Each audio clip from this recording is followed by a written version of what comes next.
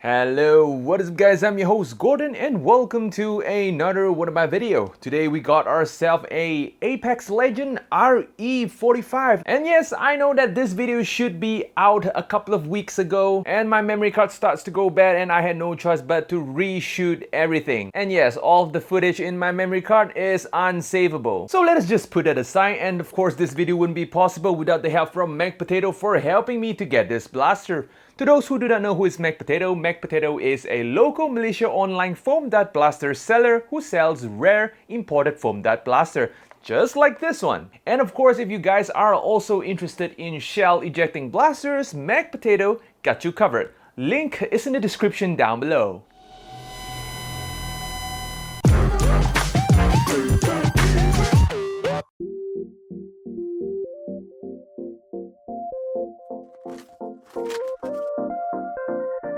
In the box, we got the blaster itself, a magazine, and 20 darts. Okay, first look at the blaster. As you can see, the aesthetic of the blaster is absolutely amazing. So let us talk about the materials a little bit. This whole blaster is made out of nylon, aluminum, as well as a little bit of plastic. So as you can see, the entire body of this blaster, this white part over here, and of course this gray part at the front, at the tip of the blaster over here, is actually made out of nylon. Well, which also includes the magazine and the iron sight. The orange decoration at the body over here, as well as the gray part over here, is actually made out of CNC aluminum. And of course, not to mention that this also comes with an aluminum barrel. The only part that is made out of ABS plastic is at the decoration at the Picatinny rail over here, as well as the Picatinny rail itself. And speaking of Picatinny rail, there is only a Picatinny rail which is located over here. There is no Picatinny rail on top of the blaster. The aesthetic of this blaster is of course based on the RE45 from Apex Legend. As you can see, this iron sight over here is not supposed to be an iron sight in the game. It's supposed to be a some sort of a reflex sight, but you know, for cost saving purposes, this is being made an iron sight for this blaster. And one more interesting thing about this iron sight over here is that you can actually treat it as a prime assist. So if you wanted to prime your blaster, basically just put your hand on top of the blaster, just use the iron sight as some sort of a support and just prime the blaster. At the tip of the blaster over here, the design is pretty interesting. It looks more like one of those, you know, meat hammer or meat smasher kind of aesthetic. And the weight of the blaster is of course satisfyingly heavy. One thing that I would like to talk about this blaster is the grip over here. The grip of this blaster is really comfortable. I mean, of course, the most comfortable grip so far is of course the ZWQ S200.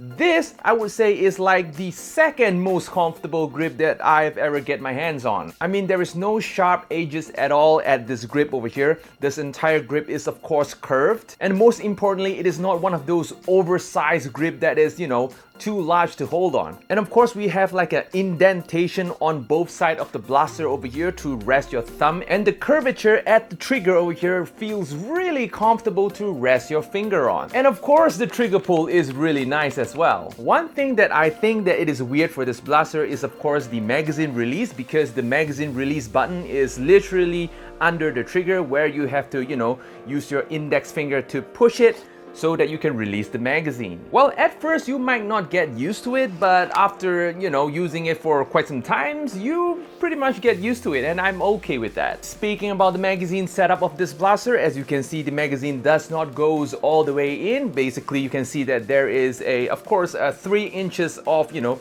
extra mag popping out over here, which kind of gave this blaster, you know, some sort of intimidating look to it. Other than that, the blaster also adopted the slide lock mechanism, just like the S200. Basically, if you have an empty magazine and you try to prime the blaster, the slide will lock itself just like so. And of course, the coolest part of this blaster is not just the slide lock, is of course releasing the slide lock, which there's like a button over here. You just have to pull it down.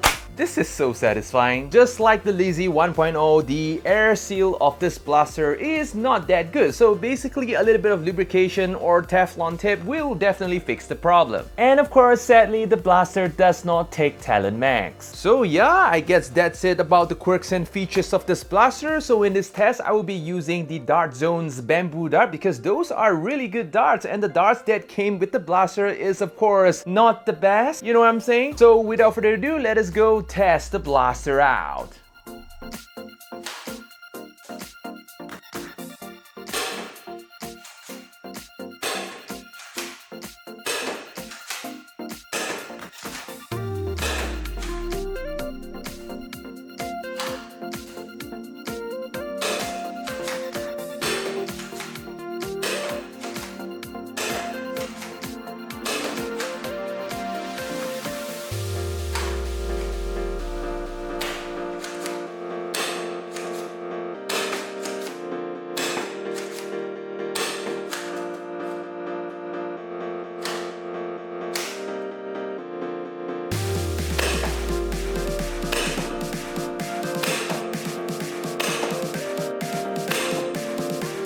For the accuracy test, 10 meters is as far as I can go because I'm not staying in a very big apartment.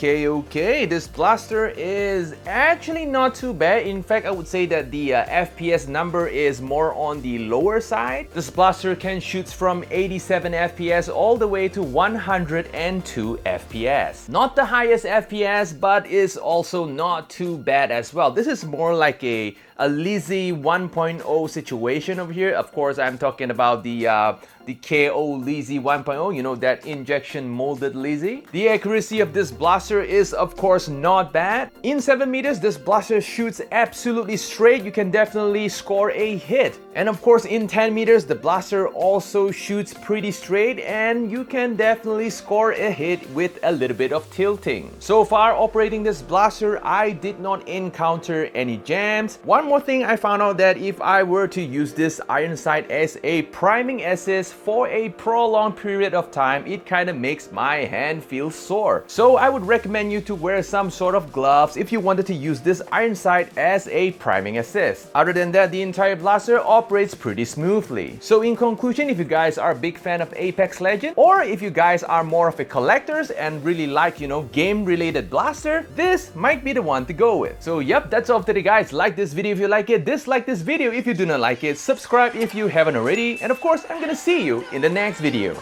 Adios guys!